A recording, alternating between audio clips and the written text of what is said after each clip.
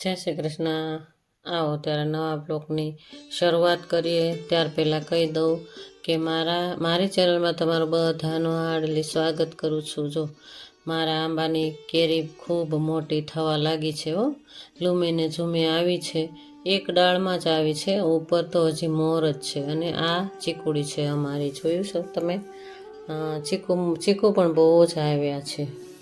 ચાલો ત્યારે કુંડામાં જે માટી હોય ને, એ માટી ભરેલી હોય ને તો એને સૂકવી નાખવાની। સૂકવી નાખવાથી એટલું મસ્ત એનું સુકાઈ ગયા પછી ખાતર જેવું બની જાય। પછી એમાં ખાતર ભેળવું ને એટલે ફૂલ છોડ બહુ મસ્ત આવે। અને જો હવે ભાઈ ઠંડી જતી રહી છે એટલે ગોળો ઉપરથી ઉતારી અને ઠંડુ પાણી જોઈએ ને એટલે હું ભરી લઉં। અને આ તાંબાનું વાસણ અમે આખું શિયાળું વાપરતા, જોકે અમે તો આખું વરસ વાપરીએ, પણ આ વખતે એવું નક્કી જ કર્યું છે કે આખું શિયાળું વાપરી લીધું। હવે આ તાંબાનું વાસણ હવે ઉટકી અને સાફ સુથરું કરીને પાછું ગોઠવી દઈએ ઊંચું। અને માટલું ઉતાર્યું, ઉપર માટલું મેં મૂકી દીધું હતું ધોઈને વીછળીને। અને આજે ગુરુવાર છે એટલે માટલું પણ ધોઈ અને સરસ મજાનું ભરી લીધું, ફિલ્ટરના પાણીથી સરસ મજાનું ભરી લીધું। અને આ ટાંકી નાખીને 2-3 ટાંકી નાખી ત્યારે માટલું ભરાયું અને સરસ મજાનું ઉટકી નાખ્યું। વાસણ પણ પ્લેટફોર્મ પણ સરસ મજાના મેં સાફ કરી નાખ્યા। તાંબાના ગ્લાસ પણ એની સાથે આવેલા હતા, એ પણ મસ્ત એવા સાફ કરી નાખ્યા। આવી ગઈ છું હું ફળિયામાં, મેં તમને આગળ વાત કરીને ફૂલ છોડની। જો આ ગુલાબનું છે ને છોડ, પણ ગુલાબ આવતા જ નથી, આવે છે પણ કૂકડું વળીને એકદમ સુકાઈ જાય, કારણ કે એને તડકો પણ જોઈએ। અમારા આંબો અને ચીકુડીનો છાંયો એટલો બધો હોય છે એટલે તડકો મળતો જ નથી, એટલે થોડા કૂકડું વળી જાય। તો પ્રભુને ચડાવવા માટે મારે ના જ હોય, અને શું કરવાનું? જો તમે જોયું ને, ધીમે ઉપરથી કચરો ખરે, આંબાનો કચરો, ખૂબ કચરો ખરે, ઘડીમાં ઢગલા થઈ જાય છે। તો તમને ઝીણું આમ દેખાણું હોય છે કે વરસાદ પડતો હોય એવું, શરૂઆતમાં જોયું હતું ને તમે, એ ટાઈપના કચરો ખરે છે ઉપરથી આંબાનો। અને જો કપડાં પણ ધોઈ નાખ્યા મેં, રૂટિન કામ બધું થઈ ગયું। સવારે વહેલા ઉઠી અને મારું નિત્ય નિયમ પ્રમાણે બધું જ મેં એક્સરસાઇઝ, વ્યાયામ, જે કાંઈ મારું થતું હતું એ મેં કરી જ લીધું। બ્રહ્મ મુહૂર્તથી જ મારું નિત્ય નિયમ પ્રમાણે થઈ ગયું હોય। અને હવે જો બધા ફૂલ છોડની કેર પણ કરવી જોઈએ, કારણ કે કોઈ પણ પાંદડા પણ ઓલા થઈ ગયા હોય એ પણ સરસ એમ કે સુકાઈ ગયા હોય તો એ કાઢી નાખવાના। અને કપડાં ધોયેલા એમનામ રાખી દીધા હતા એટલે હું થોડાક સૂકવી પણ દઉં।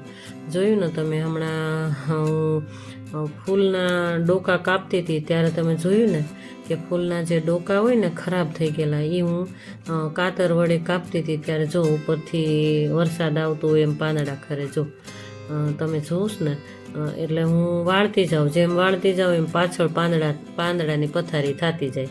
એટલા બધા પાનખર સિઝન છે ને એટલે એટલા બધા પાંદડા ખરે, એટલી બધી પાંદડાની પથારી થતી જાય। હા ચાલો ત્યારે એક જિંદગીની નાની એવી વાત તમને કહી દઉં।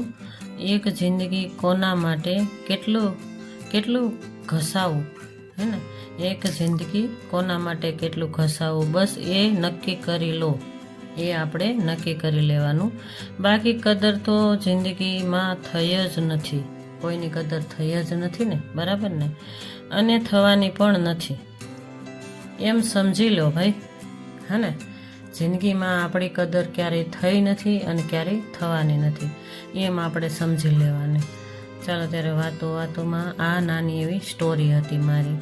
આગળ નીકળી ગયા। હવે રસોઈનો સમય થઈ ગયો, બપોરનો સમય થઈ ગયો છે, એટલે આજે તો મેં સરસ મજાના બટેટા અને સરગવો, વટાણા અને છાલવાળા બટેટા, હમણાં બટેટાનું મેં કીધું ને, જો હળદર નાખી, મીઠું નાખ્યું અને એને ઉપરથી બાફી નાખવાના।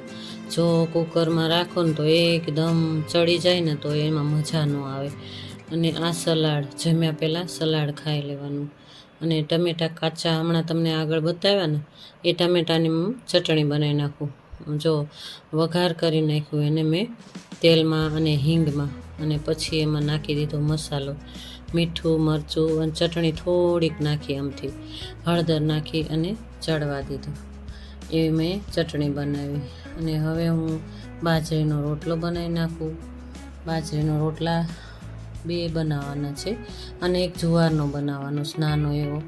એ શૂટિંગમાં નથી લીધું, પણ બાજરીના 2 રોટલા બનાવી નાખું.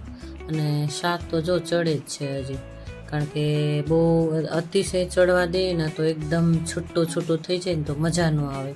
એટલે કુકરમાં નહીં કરવાનું, તપેલામાં. અને આગળ મેં વાત કરી જિંદગીની.